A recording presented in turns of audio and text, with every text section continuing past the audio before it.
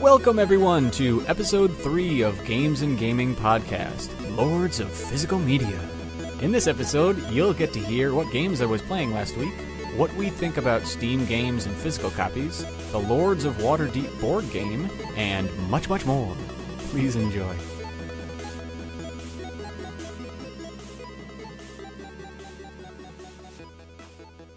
Hello everybody, I'm Mark. And I'm Daniel.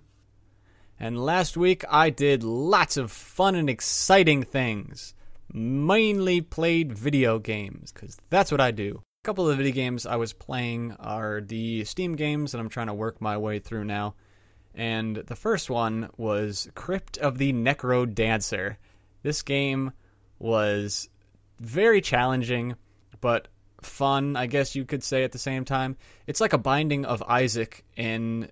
It's that, or a rogue. No, is it a rogue? Yeah, it's a rogue that when you die, you just start back over with nothing and you go back out and start killing stuff again. It's got a pretty decent overworld, I guess, or the levels are big, and you have to move to the beat. Oh, it's a great mechanic. They're playing music in the background, and on every beat, you have to move, and there's like a bar at the bottom, kind of like the Guitar Hero bar. Nice. You hit you move every time to the beat, and you attack on the beat or whatever, and there's enemies that kind of dance around as well, and so you have to time your jumps to actually attack them, and if they're like jumping to the space you're going to as well, then they attack you instead. So you have to time your jumps, and you have to jump and hit the enemy and actually attack them at the right time. And I died again and again and again.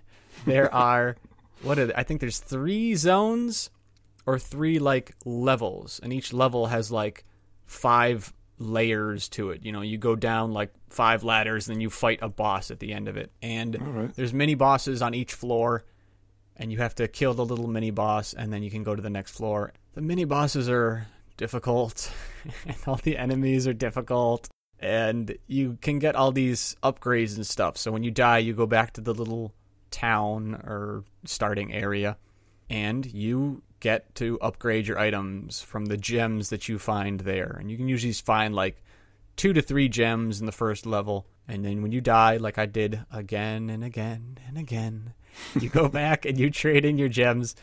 And it's not too difficult to like stack up the gems really quickly and get really overpowered. And I was very overpowered for the first zone, but I still kept dying and dying.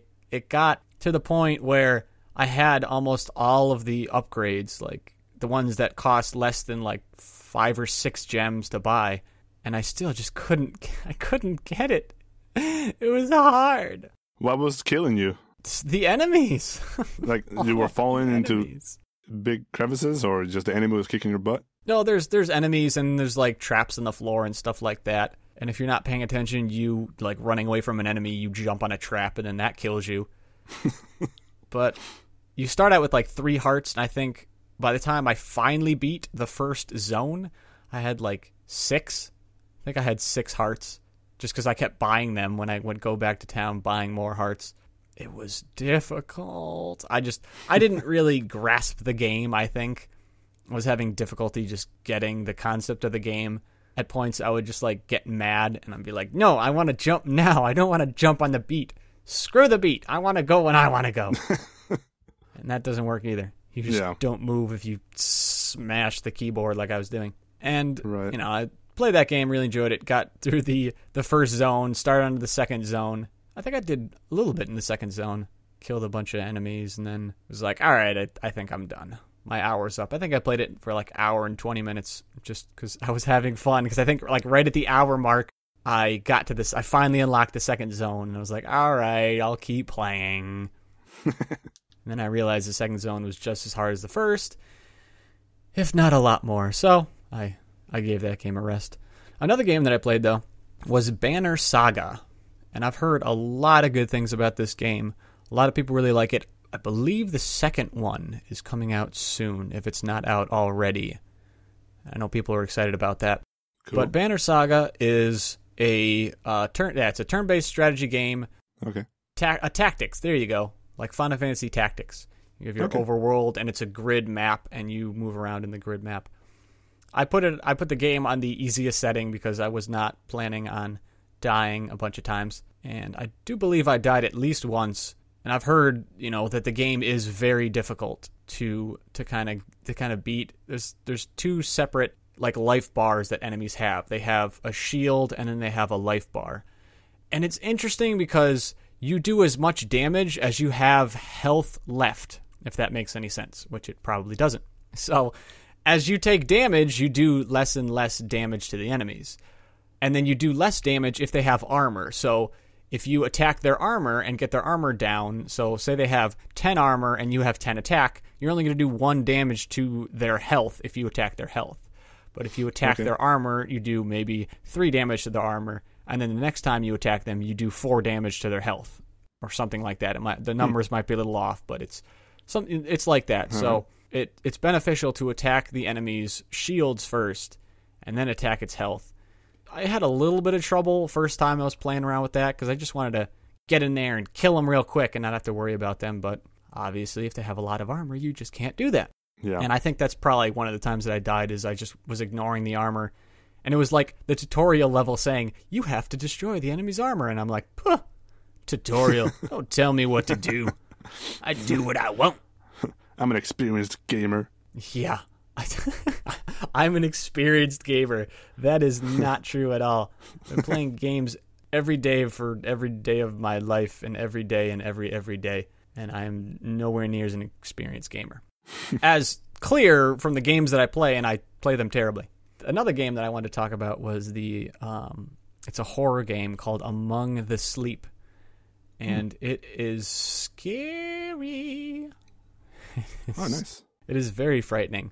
You play as a baby, and you have a stuffed teddy bear. That is the thing of nightmares. That sounds great. Yeah, right? But he's your friend. And he has the coolest voice ever. The voice acting is just perfect. And you carry him on your back. When you need light, like you're in a dark area, you need light, you squeeze the teddy bear, and the teddy bear like kind of glows. It's ingenious. I love that mechanic. While you're squeezing the teddy bear, you have to be standing up, and you move faster while you're crawling because you're a baby. And so you have to stand up and hold the teddy bear, and when you're in the dark and it's scary and you move a lot slower. The first couple levels in that game are pretty easy, pretty straightforward, pretty easy. You just gather a bunch of stuff, solve a bunch of different little puzzles, and you win. And then you get to, I think, the 3rd or 4th level. At that point, you start meeting enemies. And enemies are very, very, very frightening in that game. Especially because you're a tiny little baby crawling on the floor. And the enemy is a 6-foot-tall bog woman. This woman who comes out of the water, and she's just the most terrifying thing ever. I think she has like glowing yellow eyes, which make it even better. Yeah, and she screams. Oh man, does she scream. Just that ear-piercing, frightening scream. And then when she sees you, she screams even louder and immediately runs right towards you. So that's the stuff of nightmares. And in one of the levels, you're crawling through the swamp. There's a bunch of like places to hide as you're crawling through to like get this piece of the puzzle that you need to solve. And you're crawling through, and I see like a little barrel tucked away over here and like a log tucked over there. I'm like, those are places to hide. I feel like this woman is going to come after me and just scare the crap out of me. And I was right. I was right. You get the piece of the puzzle, you start crawling back, and then she starts coming out of the water. And every other time she came out of the water, she just kind of comes out and screams and scares the crap out of you, and then just turns and walks away and goes into the water again. Not this time, though. This time she comes in the water and starts walking directly towards you and immediately sees you and screams again and just, I'm going to get you. And just comes running right at you. And it was the most frightening thing I have seen in a very long time. I have never crawled as a baby faster into a barrel than I did that time. And me being the brave soul that I am, I'm like, okay, I'm going to peek out of this barrel and see if she's gone. She wasn't gone. Oh She my was God. standing right there and sees me again and then like runs at the barrel, and I saw her like feet come right in front of the barrel, and oh jeez. Wow. Yeah. I'm getting scared right now. I know, right?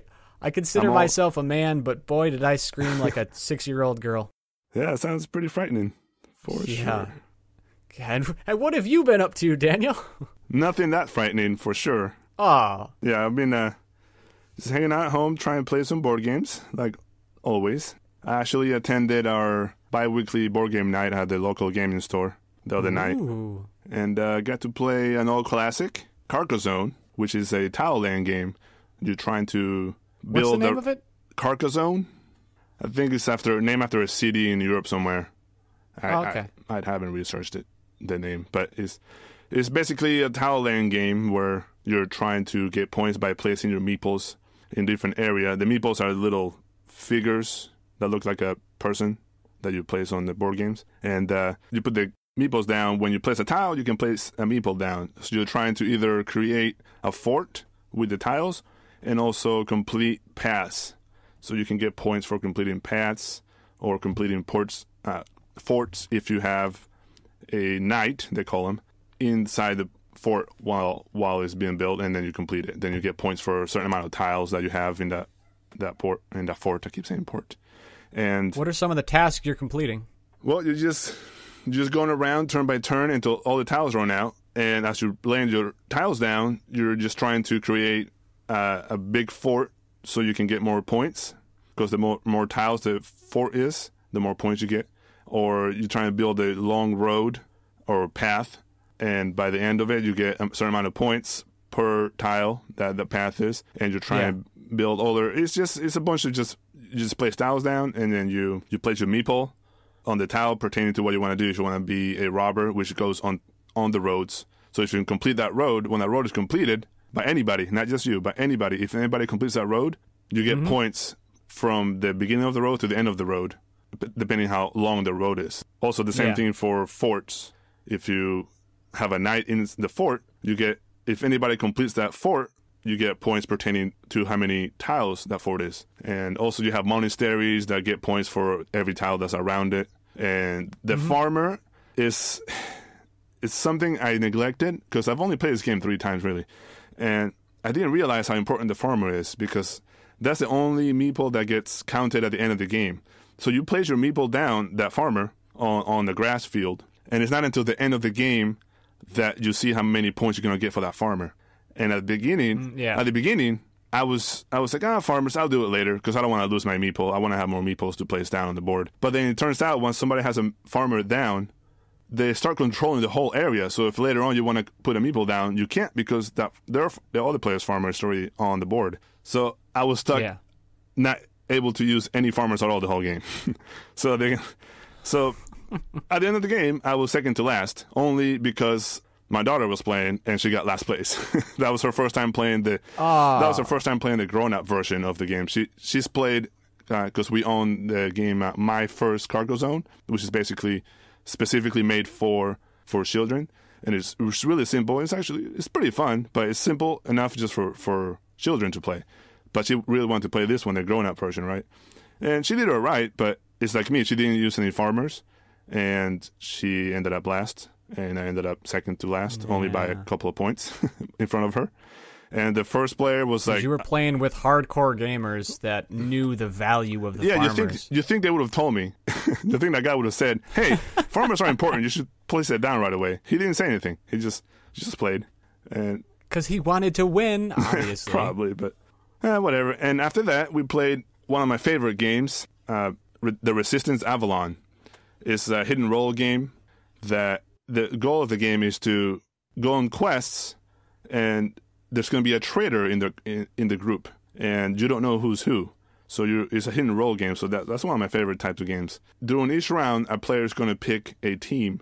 Depends on what round you're on. You're going to pick either three people to go on the quest, or 4 or 5. But you don't know who's who, so you're going to be arguing with each other the whole game.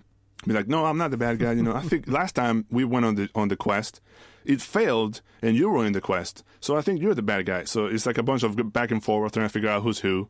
So the point of the game is to win the best 3 out of 5. So the best 3 quests. So whoever wins, the bad guys win 3 quests, or the good guys win 3 quests, is how the game ends. The bad guys can pick, when they get picked, they have a card that says success or fail. So the bad guys could pick either or. The good guys always have to pick success. It just doesn't make sense. They always want to succeed in the mission. So that's how you can tell who's who. In a way, that'll give you a clue on who's who. When you pick 3 people and then there's one fail card in there, one of the 3 people is the bad guy, is the traitor in the group. So you go around during the whole game. It could last a while. It depends how animated the group is. So that game, it kind of depended on the people. If the people are kind of quiet and they just go through the mechanics without going through the psychological part of trying to figure out who's who, it could be kind of like a fast game that's not very exciting. But when you get into a group that's really into it and they just start going back and forth, pointing fingers, it's you, you're the bad guy. It's you, no, it's you, and that could get really fun. And that group that I played with was pretty good. There were some people in there that it was their first time playing, so I think they were just confused on how to go about playing the game. But it's a fun game, and I'm glad to say that I won. I was one of the bad guys, and my daughter Caitlin was one of the bad guys as well, and we won the game on the 4th. Oh, that's an unfair advantage. You guys were working together the whole time. Well, yeah. So we won. Yeah. We won on the fourth round. We actually got on the 4th round because it was a group of 8 people. Because the more people you have in that game, the better, I think. And on the 4th round, you have to have 2 fails in the quest in order for it to fail, instead of just 1. Because usually it's only 1 fail. If 1 fail appears, the bad guys win that round. But on the 4th round, you have to have 2 fails in the. And luckily, Caitlin was the one picking the team, because the picker of the leader of each round changes. So luckily, Caitlin was the one picking the team, and she knew enough to pick me and the other bad person, because there was 3 of us that were traitors. So she picked me and somebody else, and then we got 2 fails there. So that was pretty cool. That's one of my favorite games. It's a pretty fun game. You and your hidden role games, you enjoy those far too much. Yeah, I just like the psychology of it, of trying to figure out who's who. I think it's just my nature. I don't trust people that much, so I like to play a game that makes me not trust people. So it's fun. Yeah, that way. And nobody trusts you as well, so it works out really well. Exactly. Yeah, I've never been a big fan of the hidden role games. They're a lot of fun to play. I get into it far too much. I have too much fun, calling people out and, clearly this guy, and then try to bring logic into it. Granted, it's flawed logic because I'm trying to confuse people. And it's like, no, he did it last time. He was in the group last time, and just try to confuse people as much as possible if you're the bad guy. Yeah. And even if you're the good guy, it honestly has worked before where I've confused people enough that the bad guys get confused and like, wait, we're the bad guys. What's going on here? Yeah, so... And is that the one that has the Merlin in it? Yeah, that's the one, yeah. Okay, so yeah, it's one of the people is a Merlin, and he knows who the bad guys are, but at the end of the game, if the bad guys can point out who was Merlin, the bad guys still win, even if they lost the rounds themselves. That's a great card to confuse people on, because when I'm not the Merlin, but I can figure out just kind of through logic who the bad people are, it's really fun to try and confuse the bad people by pretending like I'm the Merlin. Yeah. But then you can't pretend like you're the Merlin too much, because then it's obvious that you're pretending to be the Merlin. Yeah, right.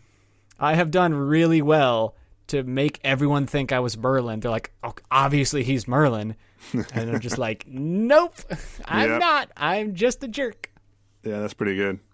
Yeah, it's tough being the Merlin. And the guy that was the Merlin on the last game on Thursday there, he's never played the game before, and he was Merlin. So yeah, he had no idea how to play Merlin. And being the first game, it's tough being Merlin. So he was pretty horrible at it. And the other players were kind of annoyed by it. Not annoyed, in a fun way. They were like, oh man, why didn't you tell us? Why didn't you warn us? He was just like, I don't know what I was doing. I don't know what I was doing. I saw some guy raise his thumbs. I don't know what that means. Yeah. Overall, we all have fun. Oh, well. It's funny because I said I didn't really like that game style, and now I'm talking like it's the best thing ever. It is fun. It is very fun. It's just not my favorite game to play. Yeah.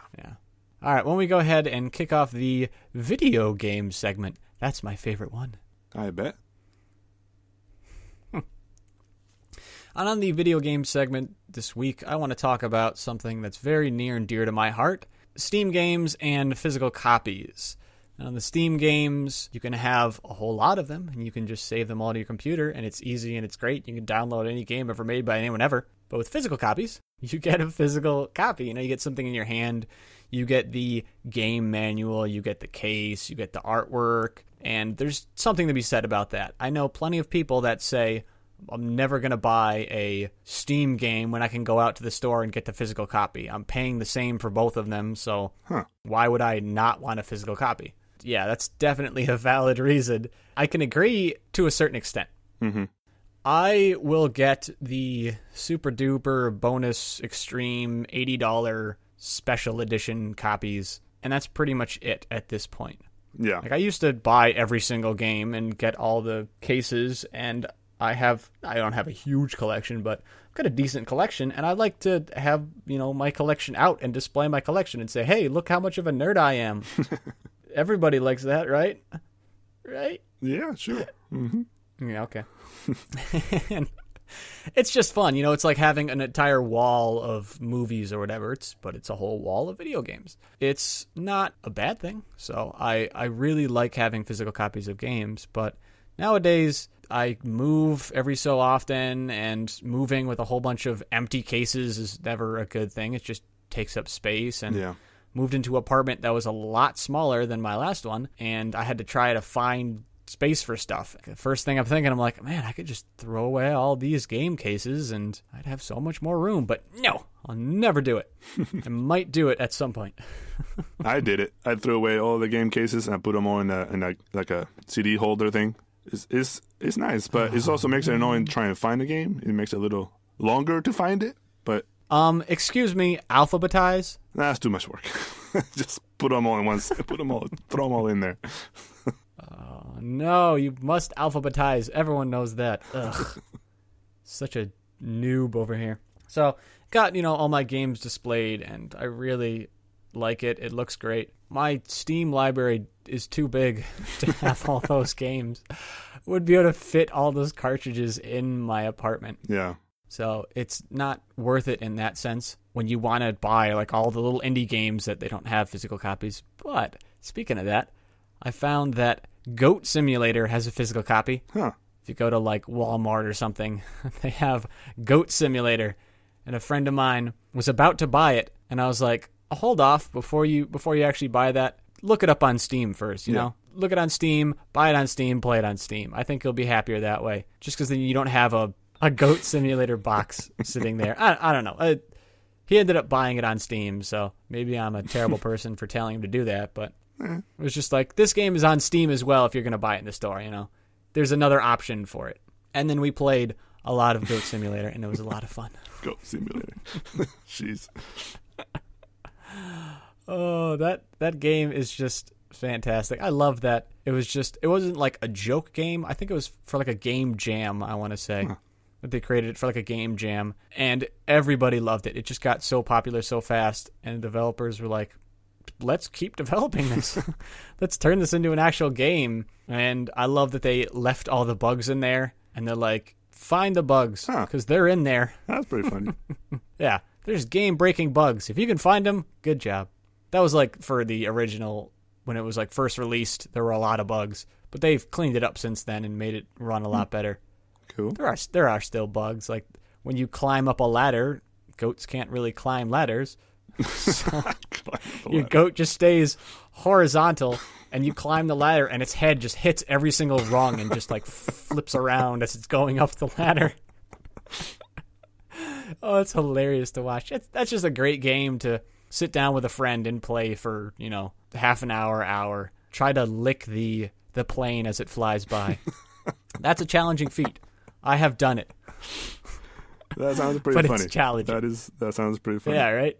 You lick a plane, and then you're just stuck to the plane flying around, and it's zipping you all over the place. It is hilarious to watch. And it's fun to do. Highly recommend doing it. But back to the topic at hand. Sorry to go off on a tangent there. Getting a physical copy of a game is always rewarding, and it's satisfying to hold the game in your hand. It's got that new game smell to it. I mean, a lot of games for like Nintendo and Wii and the 3DS, I'll get the physical copies of that just because I don't want to download it. The storage space isn't very large on the Wii. Not the Wii, but the 3DS. Mm-hmm. I'm pretty sure I've filled it up. I think you can buy SD cards for it, but I don't want to do that.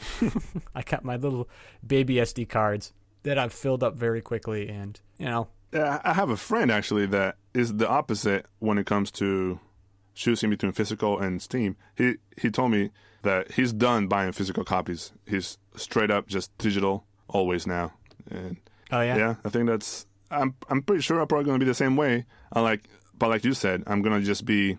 If I do buy a physical copy, it'll be like a limited edition type thing with a cool box or whatever. But other than that... The collector's edition, yeah. I just buy digital from now on, I think. And speaking of collector's edition, Legacy of the Void is coming out very soon, November 10th. Are you excited, Daniel? Yes. Good. I knew you would be because you know what game that is, and you love it. Of course. I was talking with a friend last night, and he mentioned the trailer for Legacy of the Void. For Daniel and anyone else who may not know what Legacy of the Void is, it's the StarCraft 2 expansion. Oh. It's going to be the third expansion for StarCraft 2, or the third game. Yeah, it was the first, then it was Brood War, and then it is Legacy of the Void now. So it's the third StarCraft 2 game. The trailer is amazing. I'm not going to lie. I teared up. It's just, it's so amazing. It's one of those nerd moments. Yeah. When you watch that trailer and it's like, oh, I've been waiting for this for so long and it's finally coming. But I've heard very good things about the trailer in the sense that it's not a story trailer. And immediately I go, story trailer? What's a story trailer? And my friend was more than happy to tell me what that means.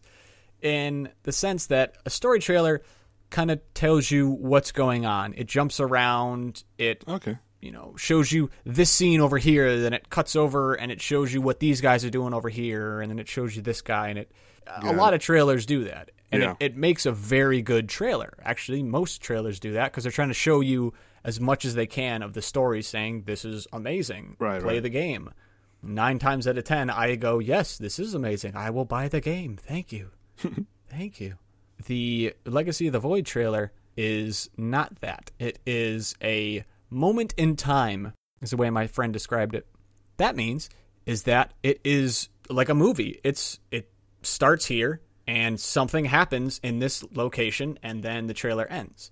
It doesn't jump over here and show you this, or jump over there and show you that.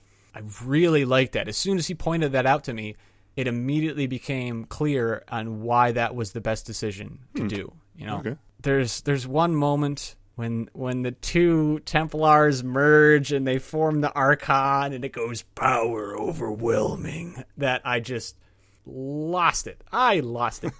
And my friend told me, he's like, go watch the reveal trailer of it. Not like, because I've already seen the actual trailer itself. He's like, go watch the audience reaction. It was at the WCS World Finals that they had the reveal for it. Okay. And I watched that video, and man, you feel like you're just in the audience there with them, going, yes, yes.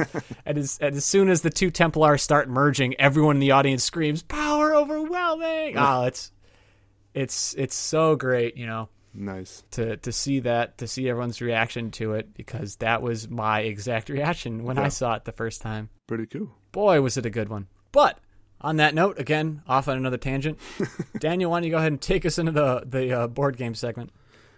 All right, on this week's board game segment, I'm going to talk about Lords of Waterdeep, but also the main mechanic that's Lords of Waterdeep, which is worker placement. First off, Lords of Waterdeep takes place in the Dungeons & Dragons universe, but you don't really have to know anything about Dungeons & Dragons to enjoy this game. I mean, because I've played Dungeons & Dragons a couple of times, a couple with you, but I'm not deep in... A couple of times, come on. Well, I'm saying that not actually exactly 2 times, but more than that. And you played it in the 90s for years and years. Well, no, actually, I could count 2 times in the 90s when I played it. And yeah, I just tried it, and every time I tried it, it's a lot of work to get into the role playing type games. But every time when I actually do play the game, it's so fun. But getting to that point to play the game, it's so much work and it takes so much effort. And a lot of times I'm just like, I just rather play a board game and just put it down and be done in 30 minutes or an hour or whatever, and go to the next game. But either way, I still enjoy the Dungeons & Dragons world. And when it came out, it was really popular when it came out. It came out in 2012. The game was designed by Peter Lee and Rodney Thompson. And funny enough, it's published by Wizards of the Coast. The Magic the Gathering game. I don't know if you've ever heard of that game. Pretty popular game. And it's not that popular. Yeah, not at all. And so in this game, you are trying to be the lord of the city, of the town, I guess, whatever, called Waterdeep. And you're like a secret. You're working in the shadows type lord.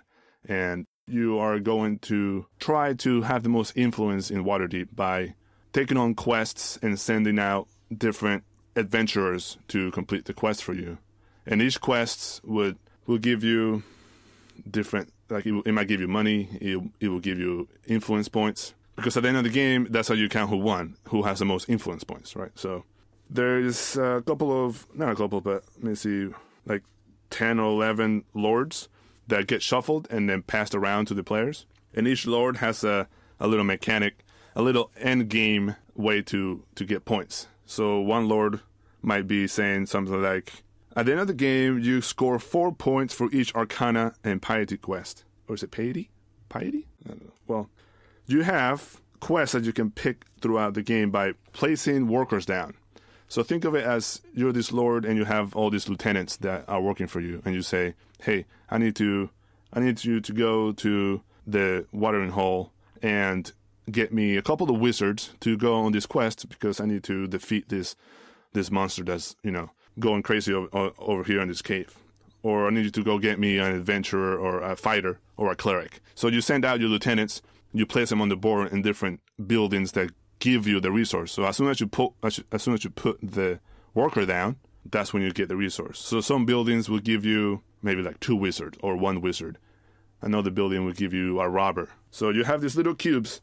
So this is kind of the downfall of the game. Is not downfall, but it makes it hard to get into the theme because the workers are represented by cubes. So it's kind of hard to see, not the workers, but the people, the adventurers you're hiring. It's kind of hard to see it in your mind when I'm going to get 2 wizards when it's just a purple cube, But would you prefer if they were little meeples? Yes, and it's actually this one guy created on his own meeples for this game. And he sells them, and I can't remember the name. I feel pretty bad about it, but he sells his meeples that he makes that look like a wizard or a cleric or a rogue.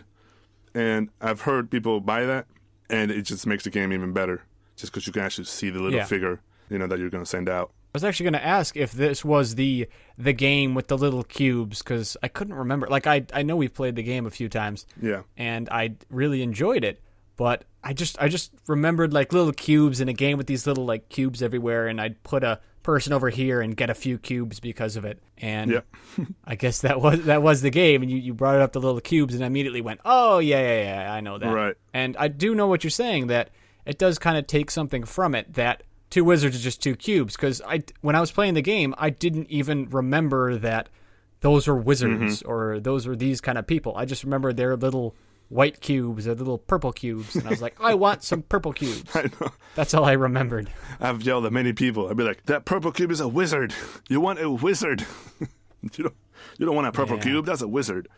So I want a purple cube. We made it a point to say, I need 2 clerics. I'm going to send out these 2 clerics to go on this mission for me, because it helps to get into the theme of the game instead of saying cubes. But kind of like your Avalon game, you gotta get into character. Yeah, exactly.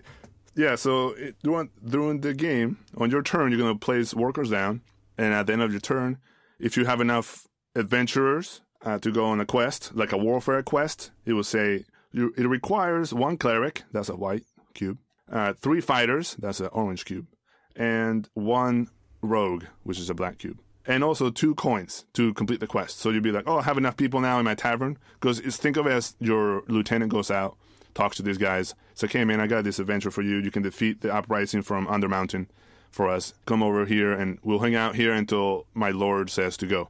So when you have enough people, you go and you say, I'm going to complete a quest, and you pretty much put back the cubes. Or you put back the adventurers you picked up. And you put back the cubes, say it. No, I will not. You put back the adventurers from where they came from the pile of adventurers. And then you get a reward. Some rewards are like you get 11 points of influence, plus you get 2 more fighters into your tavern. So the game goes on for 8 turns. I should say 8 rounds. And at the end of the 8th round, you'll see if you have any more quests. You'll reveal who your lord is, and then you'll say, I have this lord name here, Kiriani Agrivar, the guy that gives 4 points for Arcana and Piety quest. So when you complete you show how many Piety quests you completed or how many Arcana quests you completed, and you get 4 extra points per quest that you completed. So at the end of the game, you count your quests that you have, and you see who's got the most points. Yeah, and those are hidden roles. Nobody knows which other hero the other people have, so they don't know what they're trying to do. Yeah, but in a way you can see what quests they're going for, because there's a place in town where you can pick up new quests. You will see, oh, this guy's going for a lot of Piety quests, or this guy's going for a lot of Arcana quests. So the player interaction is kind of important for me when I play games, and that's one way that there's player interaction in that game. You could go to that place and pick up their Arcana quest the other guy wants, just because you don't want him to have it because he has a bunch of points. Or if the guy wants to get a wizard, because you can see the quests that are active on each player. You can see what they're trying to do. That's not hidden, the quests that are active. So you can be like, oh, he's looking for a bunch of fighters. So you go to the place that gives you fighters. So he doesn't go there, and then it's like, then all the players going to be like, oh man, it's like, you knew I was going to go there. So what are some of your like overall thoughts of the game? Just kind of arcing in general. What do you think of the game? What mechanics do you like about the game? I definitely like the worker placement. It's a fun mechanic. Trying to figure out what will be the best places to go in certain times of the game. Trying to figure out if I want to go here first, and then later on do this, and then I can complete the quest. And the player interaction that goes in there, without knowing, sometimes you'll pick a place that another player was really trying to go for. And so by the end of the game, you're trying to figure out which is the best move you can make. And it gets kind of thinky. But funny enough, this game is not that heavy. It's really not that deep. So it's a really good game to introduce to people that have not been exposed to worker placement yet. And I've used it to introduce to people. And I used it on you to introduce worker placement. Yeah. So overall, I enjoyed the game. It's really fun. It's a fun game. And the theme is fun, even though it's not overly thematic, but it helps when people get into the characters, Yeah, and I wanted to make a point about the thematics, or the theatrics, if you will, of the game. It is really cool to think of yourself as like a lord, and you're sending your minions out to do your bidding. I've always liked that in video games. First one that comes to mind is Overlord. And that's straight up a game of you don't do a whole lot. You just have your minions, you create your minions, and they go out and they do your bidding for you. And I really like that. I like that concept, because so many times in video games, you're the guy that has to do everything. You have to go around, you have to gather all the plants, you have to craft everything, you have to create everything. And it gets to a point, in a lot of RPGs that is, and it gets to the point when I'm like, I don't want to go and have to go pick berries for 7 hours in the woods.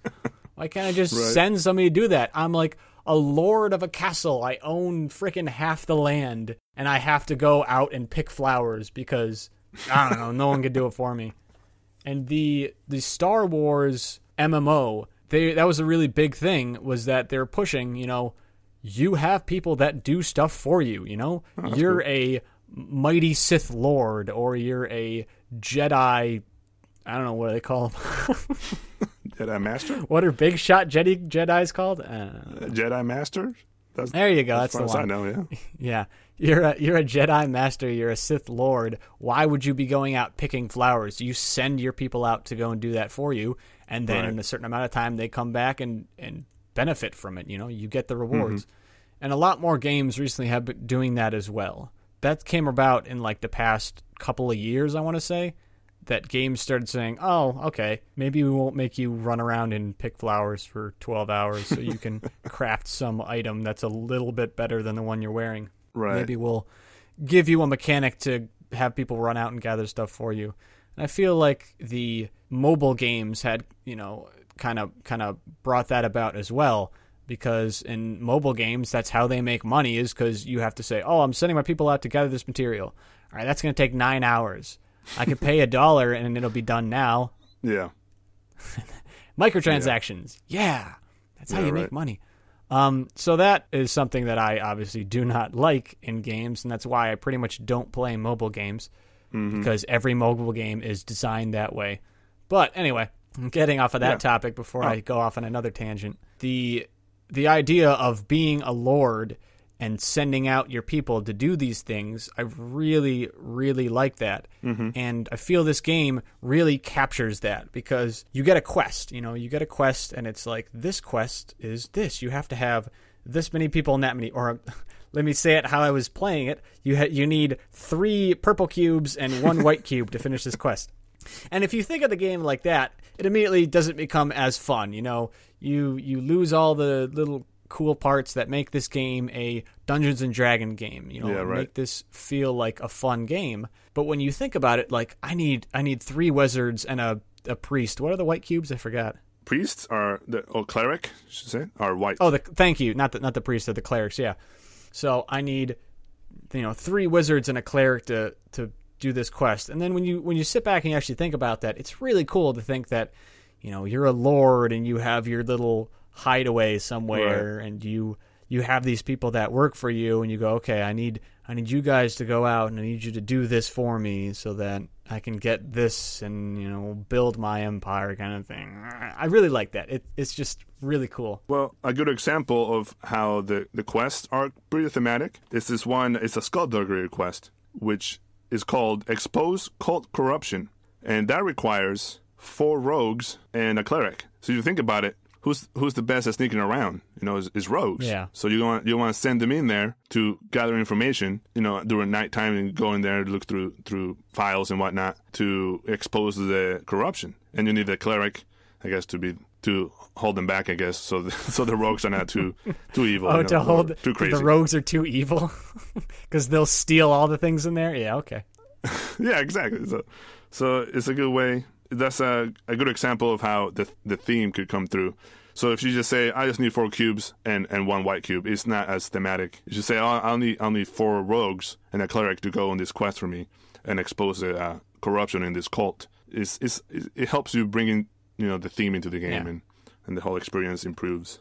And it makes it a Dungeons and Dragons game. Right. So yeah, and that's pretty good. So another way that you can have player interaction is through intrigue. A card that you specifically play to make other players do certain things. So, or you can use on yourself to do an extra action or whatnot. So those cards could be like a crime wave. So it says, take 2 rogues from the supply and place them in your tavern. Choose 1 opponent. That opponent takes 1 rogue from the supply and places it in his tavern or her tavern. So that's a way you can be nice to somebody. Hey, you be nice to me this game. I'm going to pick you, and you pick a rogue, So next time, think about me when you have a same card that has the same kind of powers, and maybe you can hook me up with another adventure, stuff like that. It's like trading in Catan. You have to have good relations for somebody for them to give you what you need. Right. It's like the lords are trying to be diplomatic with each other, while at the same time trying to be the most influential. Trying to stab each other in the back. Right. So later on, I'll stab you in the back, but right now we're going to play nice. And it also helps that the game has these cool little coins. It's like a cardboard coin. One is a square with a circle in the middle, a punched out circle in the middle that it's got a pretty cool design on it. And one of them is like a half moon shape with another circle cut out from the middle that has cool designs on it. So that's what you use for currency. And it's pretty, also helps you get in the theme. Cool little coins. I feel like you have these cards in your hand right now. No, I don't. It's all from memory. That's cheating, It's all from memory. And this card says, oh man, you got a great mind right there, Daniel. Jeez. Well, thank you. I studied before. I was as smart as you. I studied before recording. Yeah. Okay. That's about it for that game. For Lords of Waterdeep, go to your local board game store and buy it today. Yeah. I will say there's an expansion that came out in 2013 that apparently I haven't played it yet. I don't have it. But it adds more depth to the game. It has 2 different modules that you'll add to the game that you can play both at the same time or one by itself. And it adds a corruption track, so your lord could get corrupted by doing certain different things in the game. I've heard that it makes the game a little better too, more gamery, I guess. Mm-hmm. But overall, the base game, I would suggest if you're thinking about buying it and thinking that the worker placement sounds like a fun thing, you should definitely do it. I think you'll enjoy it if you're thinking about it. Well, I certainly enjoyed it, so thank you for playing it with me, Daniel, and showing me all the goodies and gracious awesomenessosity that is that game. You're very welcome, sir. Yeah. You got anything else to add? Nope. That's about it. All right, I think I'll just wrap it up here. So thanks for listening, everyone. This has been Games and Gaming Podcast. And as always, you can reach us on Twitter at Games and Gaming. You can go ahead and visit our website at gamesandgamingpodcast.com. You can also email us at gamesandgamingpodcast@gmail.com. Until next time, I'll see you online. And I'll see you at the table.